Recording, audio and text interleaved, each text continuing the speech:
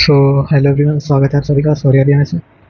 पिछले वीडियो में हम लोग ने आपके चरक संहिता के निदान स्थान के 4 अध्याय देख लिए हैं। ठीक है। सो आज के इस वीडियो में 5वां अध्याय देखने जा रहे हैं, जो कि आपका है कुष्ठ निदानम। ठीक है। ये सारे जो वीडियो हैं, ठीक है, ये पूरा आपके यूनिवर्सिटी पॉइंट ऑफ व्यू से आपको कितना याद रखना है, ठीक है, कितना जरूरी है उसके लिए है। ठीक है। सो चलिए शुरू करते हैं। कुष्ठ निदानम, ठीक है, अर्थात कुष्ठ निदानम व्याख्या स्थान। ठीक है। शुरू करते हैं पौराणिक कथा। ठीक है।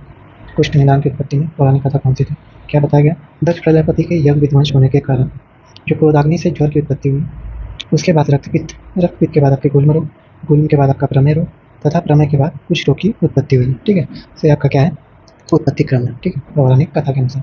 नेक्स्ट आगे बात कर लेते हैं, क्या बताया गया? कुष्ठ के 7 कारक द्रव्य हैं, कौन कौन से? यह त्रिदोषज रोग है। 7 द्रव्य कुष्ठ के कारण होते हैं जब ये विकृत अवस्था में होते हैं, जैसे अपने अपने प्रकोपक कारणों से प्रकोपित वात पित्त को, तीनों दोषों के प्रकोप से विकृत हुई शरीर की त्वचा, मांस, रक्त और लसिका, ये 4 धातुएं तथा त्रिदोष, ये सातों विकृत होकर 7 कुष्ठों को उत्पन्न करते हैं। कितने कुष्ठों को? 7 कुष्ठों को। इसलिए इनसे उत्पन्न कुष्ठ शरीर में फैलकर संपूर्ण शरीर को पीड़ित करते हैं। आइए समझ लेते हैं फिर क्या बताना चाहे। सो जो आपका कुष्ठ रोग है वो क्या है? त्रिदोषज है। ठीक है, त्रिदोषज रोग है। 7 द्रव्य कुष्ठ के कारण होते हैं। जो 7 द्रव्य, कौन कौन से 7 द्रव्य क्या है? कुष्ठ रोग के कारण होते हैं जब ये विकृत अवस्था में होते हैं। ठीक है।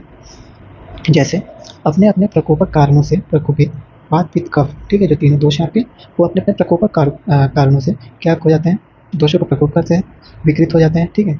विकृत उससे क्या होता है? आपकी जो त्वचा, मांस, रक्त और लसिका, ठीक है, ये 4 तथा क्या आपके धातुएं और त्रिदोषीय सात क्या हो जाते हैं? विकृत होकर 7 कुष्ठों को क्या करते हैं? उत्पन्न करते हैं। इसलिए इनसे उत्पन्न कुष्ठ शरीर में फैलकर संपूर्ण शरीर को पीड़ित करते हैं। ठीक है। आइए आगे बढ़ते हैं।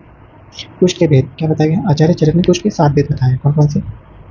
कपाल, औदुंबर, मंडल, ऋषिजी, पुंडरी, सिद्ध और कंकाना। ठीक है। सो कपाल में कौन सा दोष आपका है? वात है। औदुंबर में पित्त दोष है। मंडल में आपका कफ दोष होता है और ऋषिजी में आपका वात और पित्त, ठीक है, दोनों दोष होते हैं। पुंडरीक में आपके हैं पित्त और कफ, और सिद्ध में आपके आते हैं वात और कफ। ठीक है। और जो नख है, इसमें आपका क्या है? त्रिदोषज होता है, जिसमें आपके वात, पित्त, कफ तीनों दोष विकृत होते हैं। ठीक है। सो जो देखा जाए तो जो आपके एक दोषज तथा द्वंद्व दोषज से जो है, ये आपके क्या होते हैं? साध्य होते हैं कुष्ठ रोग। और जो त्रिदोषज वाले हैं, ठीक है, वो क्या है? आपके असाध्य हैं। ठीक है। नेक्स्ट आगे देखते हैं। कुष्ठों के निदान क्या बताया गया? 3 दोष जो कि आपके वात, पित्त, कफ। 4 दोष जो आपके होते हैं त्वचा, मांस, रक्त और लसिका, एक साथ दुष्य होकर कुष्ठ को उत्पन्न करते हैं। ठीक है। तो ये आपके कुष्ठ रोग के उत्पन्न होने का बताया। आगे देखते हैं कुष्ठों के पूर्व रूप। कुष्ठों के पूर्व रूप क्या है? सभी कुष्ठों के ये पूर्व रूप होते हैं। ठीक है। जो सारे भी आपके भेद, उन सभी के क्या है? यही पूर्व रूप है। जैसे कि पसीना का न आना या अधिक आना। पसीना का न आना या अधिक आना, जिस स्थान पर कुष्ठ उत्पन्न होता है वहां पर चिकनापन, खुजली, सुई चुभने से पीड़ा, दाह, शोथ तथा वेदना होना आदि लक्षण उत्पन्न होते हैं। ठीक है। सो जिस स्थान पर आपके कुष्ठ होते हैं या जिस स्थान पर आपके कुष्ठ उत्पन्न होते हैं, उस स्थान पर क्या होता है? तो चिकनापन जैसा लगता है। ठीक है, वहाँ खुजली होती है, सुई चुभने से पीड़ा वहाँ लगती है, दाह होता है, शोथ होता है, स्वेलिंग होता है तथा वहाँ वेदना होता है। ठीक है, ये सारे क्या आपके लक्षण उत्पन्न होते हैं। ठीक है। नेक्स्ट देखते हैं कुष्ठ के रूप क्या क्या है। लाल रंग का, किनारे खुरदरे, ठीक है, पतले तथा गोलाकार। ठीक है। जो लाल रंग के होते हैं खुजली होती है, इनके लक्षण दिखते हैं। किनारे खुरदरा, सुई चुभने से पीड़ा होती है इसमें लक्षण, और पतले तथा गोलाकार, ये क्या कहते हैं? वेदना आदि और दांत। ठीक है, ये सारे क्या आपके कुष्ठ के रूप हैं। ठीक है। नेक्स्ट आगे देख लो। सो कुष्ठ के उपद्रव क्या बताए गए? सबसे पहला उपद्रव क्या आपका? फूई का बहना। ठीक है। दूसरा आपका अंगों का टूटना, प्यास, ज्वर, अतिसार, दाह, दुर्बलता। ठीक है, सारे क्या आपके कुष्ठ के उपद्रव हैं। ठीक है। अब एक भेद देख लेते हैं। आइए, कुष्ठ और विसर्प में अंतर। ठीक है, ये आपका कुष्ठ रोग है, आपका विसर्प रोग। ठीक है, इसमें अंतर क्या क्या है?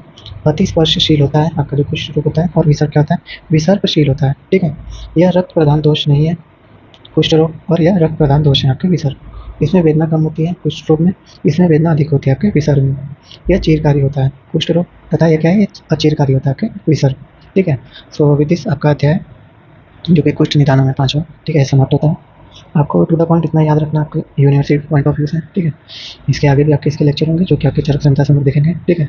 आपके श्लोक तथा उसके व्याख्या और विमर्श में जो भी कुछ बताया इंपॉर्टेंट हो, बट फिलहाल के लिए आपके यूनिवर्सिटी पॉइंट ऑफ व्यू से आपको इतना अच्छे से कर लेना। ठीक है। सो आज का वीडियो बस इतना है। कुछ डाउट या कुछ भी क्वेरी हो तो आप कमेंट सेक्शन में बता सकते हैं। मिलते हैं आपसे नए वीडियो में नए टॉपिक के साथ।